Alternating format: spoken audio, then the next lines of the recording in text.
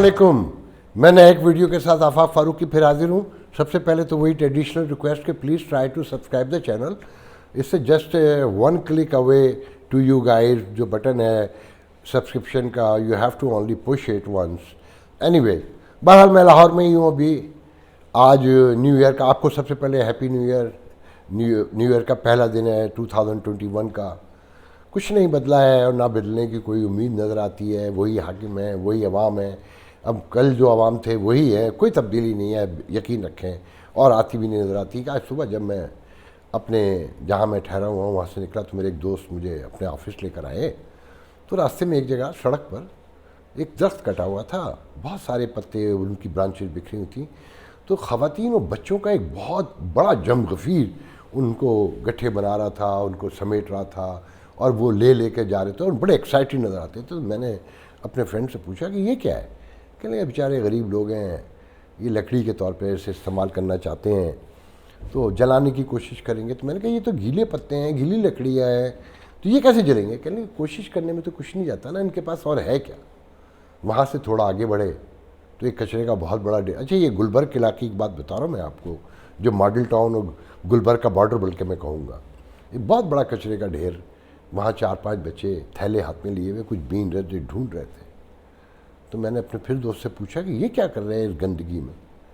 तो उनका ये ऐसे हज़ारों कचरे के ढेर हैं शहर के अराउंड में और मौजूद हैं, और यहाँ लोग कोशिश कर रहे हैं कि ये बच्चे जो है ना अपनी रोज़ी तलाश कर लें, इसमें से कुछ निकाल लें, कुछ बेचने चाहेंगे। कुछ बच्चे उन्होंने बताया खाते हुए भी नज़र आते हैं, मगर आज तक किसी ने बॉर्डर भी नहीं किया। अच्छा, यहाँ लोगों को आदत हो गई है कि कोई भीख मांग रहा है। सैकड़ों लाखों की तादाद से यहाँ पर लोग, ख़वातीन, बूढ़े, हाथ कटे हुए, पैर कटे हुए, मुंह टेढ़े, अजीब, मतलब देख के घबराहट हो, डरे, और वो सड़कों पे आम खड़े हैं। और उन्हें देख के लोग ना कोई हमदर्दी दिखाता है, ना कोई दिल में सेंसिटिविटी पैदा होती है, कोई दर्द जागता है, और आगे बढ़ जाते हैं, इशारे से मना कर देते हैं। कोई दे भी देता है उन्हें कुछ। तो नया साल ऐसा ही होगा। सबसे बड़ी जो यहाँ पर अहम बात है, बड़ी तो मैं नहीं कहूँगा, वो जर्नलिस्टिक हलकों में ज़्यादा है कि हसन निसार और एक रीमा उमर, जो रिपोर्टिंग कार्ड के नाम से जो जियो में एक प्रोग्राम आता है उसमें दोनों साथ आते हैं, उन दोनों के दरमियान बड़ी तलखी हुई है। और उस पर मीडिया का एक बहुत बड़ा सेगमेंट जो है हसन निसार के ख़िलाफ़ और रीमा उमर की हिमायत में खड़ा हुआ है। तो मुझसे मेरे एक दोस्त ने पूछा कि तुम्हारा इस पर क्या कहना है। तो मैंने कहा देखें, रीमा एक well sophisticated, elegant, well educated, humble, well mannered, उसके बोलने से पता चलता है वो एक बहुत पढ़ी लिखी लड़की है, वेस्टर्न वर्ल्ड से पढ़ के भी आई है, डेमोक्रेसी को भी समझती है, सोशल इश्यूज़ को भी, ह्यूमन राइट्स, वुमेन राइट्स। मैंने उसे बहुत सुना है, मुझे बहुत पसंद है। तो वो एक स्लो बोलने वाली, आहिस्ती से, जो वेस्टर्न वर्ल्ड का कल्चर है कि सख्त तरीन बात भी नरमाहट से और बहुत धीमे से कहनी। और भाई हसन निसार, मैं क्या कहूँ उनके बारे में, लाउड भी हैं, बदतमीज़ भी हैं। क्योंकि यहाँ तो इनकलाब लाने वाले कहलाते ही वो हैं जो बहुत बदतमीज़ हों। वो मैं अक्सर एक बात कहता हूँ कि अमिताभ बच्चन इस साउथ एशिया के महरूम लोगों का हीरो था ना, कि एक फिल्म में वो एक बागी नौजवान जो समाज से लड़ा हुआ और वो अपनी बदतमीज़ियों से हिंदुस्तान, पाकिस्तान, श्रीलंका, बांग्लादेश, पूरा कहना चाहिए ना साउथ एशिया, उनके महरूम लोगों का ना, जो बोल नहीं सकते, उनका हीरो बन गया। तो जर्नलिज्म में हसन निसार अमिताभ बच्चन का रोल अदा करते हैं। जी, ये ध्यान में रखें ना, अमिताभ बच्चन इनकलाबी थे, एक्टर थे, वो अदाकारी कर रहे थे। और बोफोर जो तोपों का, जो आपने सुना होगा, राहुल गांधी के दौर में स्कैंडल आया, उसमें बड़ा माल बनाया उन्होंने भी। तो ऐसे अदाकार जो है ना सहाफ़त में भी हैं। हमारे इनकलाबी हसन निसार भी उन्हीं में से हैं, जो उन्हें जानते हैं करीब से, उन्हें खूब पता है।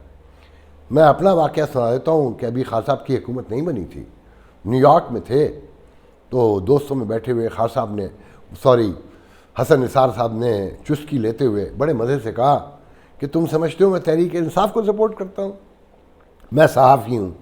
जिस दिन खान की हुकूमत बनेगी सबसे पहले मैं मुखालफत करूँगा।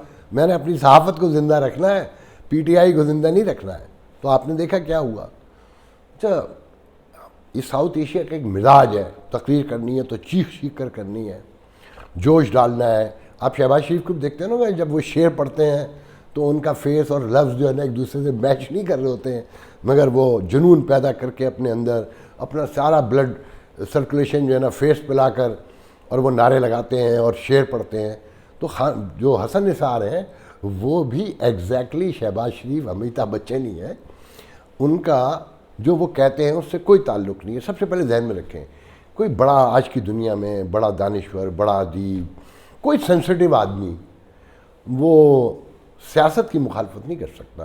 میں مخالفت کرتا ہوں ڈیموکریسی میں ان لوگوں کی جو اسے یوز کرنا چاہتے ہیں، مگر حسن نثار جیسے لوگ وہ ہیں جو ڈیموکریسی کے خلاف نفرت پھیلاتے ہیں اور سمجھتے ہیں کہ ڈیموکریسی غلط ہے، لوگ درست ہیں. جیسے کچھ لوگ ہیں نا کہ اسلام کو غلط قرار دیتے ہیں، اسلام کو پیش کرنے والوں کے بارے میں خاموشی اختیار کرتے ہیں. تو اس ملک میں جو ڈیموکریسی کے خلاف کام کرنے والی قوتیں ہیں، حسن نثار ان کے بارے میں کبھی نہیں بولے اور نہ بولیں گے، کیونکہ انہیں پتہ ہے کہ طاقت کا سرچشمہ کہاں بہتا ہے اور کس کے حق میں بولنا ہے، کہاں چپ رہنا ہے، کہاں سے مڑ جانا ہے، کہاں رکنا ہے، اور کس سے آنکھیں ملانا ہے اور کس سے نظریں جھکانی ہیں. تو یہ ہیں حسن نثار. تو بہت سارے لوگ، اور حیران کن بات یہ ہے کہ میڈیا کا ایک بہت بڑا سیگمنٹ ان کے خلاف کھڑا ہو گیا ہے. خیر یہ میرا موضوع نہیں ہے. اب آتے ہیں دوسرے موضوع کی طرف کہ یہاں گرینڈ ڈائلاگ کی باتیں ہو رہی ہیں. پی ڈی ایم آج کل میں اعلان کرنے جا رہی ہے کہ اس کا فیوچر میں کیا پلاننگ ہے، کب دھرنا ہوگا، کب لانگ مارچ ہوگا اور کب استعفے ہوں گے یا نہیں ہوں گے. سب سے پہلے دیکھیں، میں نے پہلے بھی کہا کہ استعفے نہیں ہوں گے. بلاول اور مریم پی ڈی ایم میں ہیں، مگر ذہن میں رکھیں، آپ سمجھتے ہیں کہ زرداری صاحب کبھی چاہیں گے کہ بلاول پہ مریم حاوی آ جائے؟ اور جو پنجاب میں نعرے لگ رہے ہیں کہ مریم پرائم منسٹر، جو پنجاب میں تو مریم کو آگے یوں بھی بڑھایا جا رہا ہے. میں سمجھتا ہوں کہ حکومت کا اس میں بڑا دخل ہے کہ شہباز شریف پارٹی کے صدر ہیں، انہیں اندر کر دیا گیا. اگر وہ باہر ہوتے تو لوگ ان سے ملتے گرینڈ ڈائلاگ کے لیے، مگر انہیں جان بوجھ کے اندر کیا گیا تاکہ انہیں مائنس کیا جا سکے، کیونکہ وہ مفاہمتی فورس ہیں. اور خواجہ آصف کو بھی اندر اس لیے کیا گیا، مفاہمتی فورس ہیں.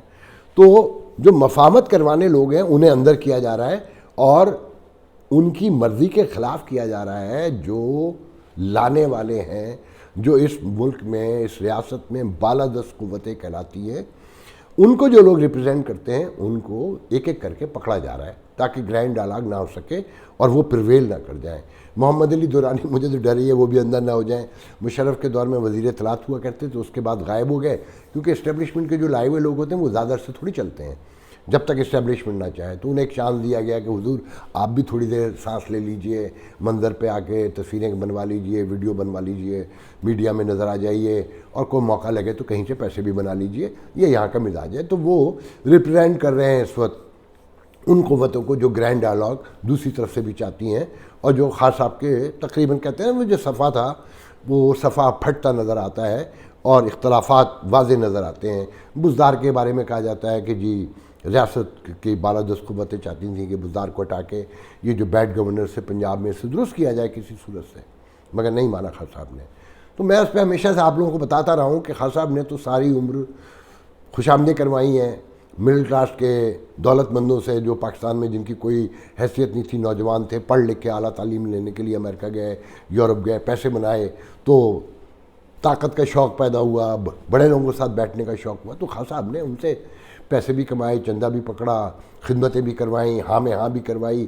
تو خان صاحب کو تو پتہ ہی نہیں ہے کہ مصلحت کیا ہوتی ہے، کہاں لڑنا ہے، کہاں جھک جانا ہے. تو وہ سمجھتے ہیں کہ بس جو میں کہوں گا وہ ہوگا، مگر انہیں نہیں پتہ کہ جو بالادست ہے، جو سیاست کے اصل مالک کہلاتے ہیں، ان کے جب طاقت ہو تو ان کا غرور، ان کا تکبر، وہ کسی کی نہیں سنتے. انہوں نے تو لوگوں کو، اور انہوں نے پتہ ہے کہ آپ کو وہ لے کر آئے ہیں، آپ کا تو اپنا کچھ بھی نہیں ہے، تو اب آپ ان سے لڑیں گے تو وہ معاملات خراب ہی ہوں گے نا. اچھا یہ بات دیکھیں، خان صاحب کو جو لوگ سمجھتے ہیں نرگسیت کا شکار ہیں کہ میں تو یہ نرگسیت تو طاقت کبھی ایک ساتھ نہیں رہ سکتے، نہ کبھی تاریخ میں رہے ہیں نہ اب رہ سکتے ہیں. یہ 2-2.5 سال بھی گزار لیا ہے جس طرح گزرے. اب خان صاحب اپنی قوت کا مظاہرہ کر رہے ہیں کہ بس میں فیصلہ کروں گا، میں لیڈر. اور فالوور تو ہیں ان کے، ریاست کو جو لوگ ریپرزینٹ کرتے ہیں ان کے فالوور تو جو ہیں وہ کسی ایک فرد کے نہیں ہیں. وہ ریاست کی اس قوت کے فالوور ہیں، مگر قائد نہیں کوئی کہلا سکتا، قائد تو بدلتا رہتا ہے نا وہاں۔ تو اب یہ سچویشن یہاں پر کریٹ ہونے جا رہی ہے۔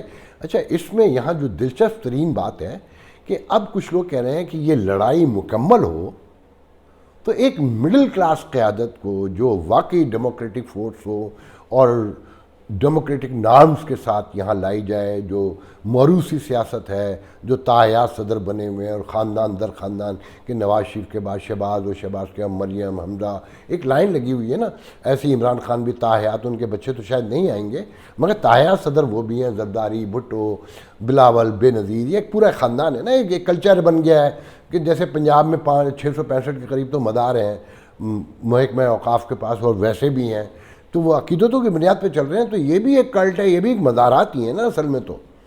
تو اب لوگوں کا احساس ہو گیا، دیکھیں یہاں اس معاشرے میں ڈسکشن تو شروع ہو گئی ہے کہ یہ پولیٹیکل سسٹم بھی فیک ہے، یہ اسٹیبلشمنٹ کے لائے ہوئے ہی لوگ تھے، لوٹ مار کا حصہ رہے، ایک دوسرے کے خلاف کام کرتے ہیں، آج میں لوٹ رہا ہوں، کل دوسرا لوٹے گا، جب وہ دوسرا لوٹے گا تو وہ میری چوری پکڑنے کی کوشش کرے گا، پھر تیسری مرتبہ میں آ جاؤں گا، پھر میں اس کی چوری پکڑوں گا، یہی لڑائی ہو رہی ہے نا 1985 کے بعد 88 سے لے کے اب تک اگر نوٹ کریں تو مکمل ایک ہی لڑائی ہے، اور وہ لڑائی بدلتی نہیں ہے، کردار تھوڑے سے بدل رہے ہیں۔ اچھا، جو پرانے کردار ہوتے ہیں وہ اینٹی اسٹیبلشمنٹ کہلانے لگتے ہیں، حالانکہ ایسا کوئی چکر نہیں ہے۔ ووٹ دیا نواز شریف نے، ابھی امینڈمنٹ جو ہوئی اس کی توسیع کی مدت کی جو 3 سال کی دی گئی اس میں بھی دیا، سینٹ میں بھی لوگوں کو توڑا، ان کے کہنے پہ ہوا، زرداری میں تو لوگوں کے نام بھی جانتا ہوں۔ تو یہ سسٹم کو خوش بھی رکھنا چاہتے ہیں کہ ہم سے صلح کر لو، ہمیں اقتدار دے دو۔ تو اب لوگوں کا احساس ہو گیا ہے کہ جب تک ویسٹرن ورلڈ کی طرح مڈل کلاس لوگ نہیں آئیں گے، ہائیلی ایجوکیٹڈ، پڑھے لکھے نوجوان، جنہیں تاریخ کا بھی پتہ ہو، جنہیں پالیٹکس کا بھی پتہ ہو، جنہیں اکانومی کا بھی تھوڑا بہت پتہ ہو، عقل کل تو کوئی نہیں ہوتا، مگر معلومات ہوں، زندگی کو سمجھتے ہوں، انہیں معلوم ہو کہ دھکے کیسے کھائے جاتے ہیں، صنعت کار۔ دیکھیں یہ ڈونلڈ ٹرمپ جیسے اور تاریخ میں اکا دکا آپ کو نظر آئیں گے، امریکن ہسٹری میں تو میں تو کوئی ڈونلڈ ٹرمپ اور نہیں دیکھتا، 4 سال بڑی مشکل سے پورے کیے نا، سماج میں انتشار ہی رہا۔ تو آپ کے سماج کا، ہمارے سماج پہ بلکہ کہنا چاہیے، مسئلہ ہی ہے کہ موروثی سیاست ختم کرنی ہوگی، وہ مڈل کلاس سے ہی آئے گی، اور شرط یہ ہے، مجھے پتہ ہے وہ لوگ بھی کون ہیں، مگر میں یہاں ہی کہنا چاہوں گا کہ ان کی سچائی بھی جب پتہ چلے گی جب وہ منظر پر آئیں گے۔ یہاں ہوتا ہے کیا ہے، میں آئیڈیا لایا ہوں تو میں ہی سب کچھ ہوں، میں ہی پھر لیڈر ہوں، میں ہی قائد کہلاؤں گا اور میں ہی جارہ دار بننا چاہوں گا۔ مگر جو ڈیموکریٹک نارمز ہیں، جب کوئی آئیڈیا لاتا ہے تو اس کی سوشل نارمز یہ ہیں، پولیٹیکل نارمز یہ ہیں کہ آئیڈیا پیش کیا جائے، لوگ جمع ہوں، آپ کے معیار کے ہی سارے لوگ ہوں، آپ کے ہی مرتبے کے لوگ ہوں، اور پھر لوگ مل کے فیصلہ کریں کہ اصل لیڈرشپ کس کے پاس ہونی چاہیے، کس میں زیادہ اہلیت ہے۔ اس لیے نہیں کہ میں لے کر آیا ہوں، میری جیب میں زیادہ پیسے ہیں، میری جو گاڑیاں زیادہ ہیں اور میری اسٹیبلشمنٹ سے دوستی زیادہ ہے تو میں ہی لیڈر ہوں گا۔ جب تک یہ مت نہیں ٹوٹے گی، یہ ٹیبوز نہیں ٹوٹیں گے، کوئی تبدیلی یہاں نہیں آئے گی۔ عمران خان صاحب بھی مڈل کلاس قیادت کے لیے آئے تھے نا، کہ ان کا گلیمر بھی تھا، وہ پڑھے لکھے بھی تھے، بقول ان کے وہ ڈیموکریٹک سسٹم کو بھی، ویسٹرن سسٹم کو بھی سمجھتے تھے، مگر کیا نتائج نکلے۔ دیکھیں عقل کل کوئی نہیں ہوتا، مل کر ہوتا ہے۔ میں چیلنج سے کہتا ہوں کہ جو عام امریکنز ہیں انہیں بھی نہیں پتا کہ ڈیموکریٹک پارٹی کا آج صدر کون ہے اور ریپبلکن کا صدر کون ہے۔ لوگ آتے رہیں گے، جاتے رہیں گے۔ بل کلنٹن تاریخ کا حصہ ہو گئے، جارج واشنگٹن تاریخ کا فور فادر ہیں، ان کے کوٹس لوگ دہراتے ہیں، مگر وہ انفلوئنس نہیں کرتے عام زندگی پر۔ یا ان کے یہاں قائد 40 سال نہیں رہتا، 3 بار پرائم منسٹر نہیں بنتا، اور چوتھی بار کے بھی نعرے لگ رہے ہوتے ہیں کہ بیٹی نعرے لگوا رہی ہے کہ کہو کہ وزیر اعظم چوتھی بار نواز شریف۔ مطلب یہ کہ کسی مہذب سوسائٹی میں ممکن نہیں ہے۔ یہ بنیادی طور پہ بادشاہ ذہن کے لوگ ہیں۔ آپ نوٹ کریں، ان کے گرد بہت پڑھے لکھے لوگ انہیں بریف کر رہے ہوتے ہیں۔ مطلب شہباز شریف کو جو شعر پڑھتا تھا تو مجھے پتا تھا وہ شعر کون لکھ کر دیتا تھا۔ اس کے چہرے پر آپ نے دیکھا تھا، جب وہ شعر پڑھتا تھا تو چیختا تھا، پورے باڈی کا بلڈ سرکولیشن اس کے چہرے پہ جاتی تھی کہ وہ شعر کے لفظوں کو اور باڈی ایکسپریشن کو، اسپیشلی فیس ایکسپریشن کو ساتھ ملا سکے، مگر وہ ناکام رہتا تھا، لگتا تھا فیک ہے۔ تو بادشاہ جیسے بیربل ٹائپ کے لوگ رکھتے تھے نا، اور ملا دو پیادہ اور ہر طرح کے لوگ ہوتے تھے مشیر۔ آج ویسٹرن ورلڈ میں بھی مشیر ہوتے ہیں، مگر وہ اپنا جینون کام کرتے ہیں۔ یہ تو بادشاہ جو ہیں ان کے اپنے مزاج کے مطابق لوگ رکھتے ہیں کہ عقل وہ دیتے ہیں بولتے وہ ہیں، جس کے مطلب بھی انہیں پتہ نہیں ہوتے. جب تک لیڈرشپ کے پاس اپنی عقل نہیں ہوگی، اپنا تھاٹ نہیں ہوگا، اپنا ویژن نہیں ہوگا، ڈیموکریٹک سسٹم کبھی کامیاب نہیں ہوتے. مطلب بل کلنٹن اپنے ایڈوائزر کی سنتے ہوں گے، یا بارک اوباما، یا لائک پریزیڈنٹ موجود بائیڈن جو ہیں سنتے ہیں، مگر ان کا اپنا تھاٹ بھی ہے. وہ ایک سسٹم سے آئے، کونسلرز تھے، وہ سینیٹر بنے، 40 سال 37 ایئر سینیٹر رہے، نائب صدر رہے، پھر اور ایکسپیرینس ساتھ میں زندگی کے، اس کے بعد پریزیڈنٹ بنے ہیں. اور غور سے سنیں، ان کی تقریر سنیں تو آپ کو سمجھ میں آئے گا. اس ملک میں تو ابھی لوگوں کو یہ بھی نہیں پتا، آپ کی لیڈرشپ نے کبھی ایک بار بھی کہا کہ یہ جو بڑھتی سیاسی گہری تقسیم ہو رہی ہے، یہاں لوگ ایک دوسرے سے الگ ہو رہے ہیں، تعصبات ہیں جو سوشل میڈیا پہ گالی دے رہے ہیں کہ اگر یہ پی ڈی ایم کل آ جائے تو اس طرح اس تقسیم کو کیسے ختم کرے گی، ان کے پاس کوئی ایجنڈا نہیں ہے. تو میں کہنا ہی چاہتا ہوں کہ دیکھیں مڈل کلاس قیادت، یہ دیکھیں سوچ تو پیدا ہو گئی ہے. جو میں کہہ رہا ہوں، جن لوگوں کے بارے میں مجھے پتا ہے کہ وہ نہ بھی لے کر آئیں، اب آنی ہے. اگر یہ ریاست چلنی ہے تو ذہن میں رکھیں، اگر یہ ریاست چلنی ہے، اسے کنٹینیو رہنا ہے، نیچرل میں رہنا ہے، تو مڈل کلاس قیادت اب آئے گی. دیکھیں ہر آدمی یہاں مایوس ہے اور بیزار ہے، نفرت کا اظہار کرتا ہے، غصہ بھی کرتا ہے، باہر نہیں نکل رہا وہ، کیونکہ ان کے کہنے باہر نہیں نکلے گا. سب کو پتہ ہے. سپورٹ بھی کرتے ہیں، بہت ہوگا ووٹ دے دیں گے پھر جا کے، جیسے کہتے ہیں نا پنجاب میں کہ نواز شریف کو ووٹ پڑ جائے گا، باہر نہیں نکلیں گے اس کے لیے. ووٹ اس لیے پڑ جاتا ہے، M P A M N A سب کاروباری لوگ ہیں، وہ لوگوں کو روٹی کھلاتے ہیں. جگہ جگہ آپ یقین کریں، گلبرگ میں میں نے دیکھا ہے، میں اور ماڈل ٹاؤن میں، ڈیفینس میں جگہ جگہ لوگ بیٹھے ہیں. کراچی میں دیکھ کر آیا ہوں، 100 200 لوگ بیٹھے ہیں، ان کو لنگر دیے جا رہے ہیں، وہ روٹی کھا رہے ہیں. وہ بیچارے ووٹ کیوں نہیں دیں گے؟ مگر ان کا جان بوجھ کے انتظام نہیں کیا جاتا کہ یہ کاروبار کر سکیں، یہ اپنی روٹی خود پیدا کر سکیں. انہیں صرف روٹی دے کر انہیں معذور بنایا جا رہا ہے. جیسے امریکہ میں جو ویلفیئر چھوٹا موٹا سسٹم ہے، اس کے خلاف لوگ جو بولتے ہیں وہ یہی کہتے ہیں کہ ان کو معذور بنایا جاتا ہے، ایک مخصوص کلاس کو، کہ یہ سسٹم میں آگے نہ بڑھ سکے. تو وہی سسٹم یہاں پر کریٹ ہے، مکمل یہاں مکمل ہے. میں نے بتایا نا کہ بچے کچرا بھی چن رہے ہیں، اور عورتیں اور بچے مل کر کٹے ہوئے درختوں کی پتیاں اٹھا کے بھی لے کے جا رہے ہیں، اور اپنی روٹی کا انتظام کرنے کی کوشش کر رہے ہیں. سڑکوں پہ لاکھوں کی تعداد سے بھکاری پھر رہے ہیں، اور کسی کو احساس تک نہیں ہے. تو خیر ویڈیو لمبا ہوتا جا رہا ہے. میں کہوں گا کہ آپ سب کو چاہیے کہ مڈل کلاس پارٹی بنانے کے لیے، مڈل کلاس قیادت کو سامنے لانے کے لیے آپ سب اپنا حصہ ڈالیں. جب تک آپ اپنا حصہ نہیں ڈالیں گے، مجھ جیسے لوگ بولتے رہیں، کوئی فرق نہیں پڑے گا. اور یاد رکھیں، جب مجھ پہ فرق نہیں پڑ رہا تو آپ پر بھی کوئی فرق نہیں پڑ رہا. آپ کی زندگی بھی وہیں کی وہیں گھوم رہی ہے جہاں تھے آپ. 40 سال پہلے بھی یہی باتیں کرتے تھے آپ کے پیرنٹس، اب آپ کرتے ہیں. یقین رکھیں کہ اگر آپ نے اپنا فرض ادا نہیں کیا تو آپ کے بچے بھی یہی باتیں کر رہے ہوں گے جو آپ کر رہے ہیں. تو میں آج کا ویڈیو اس پہ ختم کرتا ہوں. انشاءاللہ آپ سے کل پھر دوبارہ بات ہوگی. اللہ حافظ.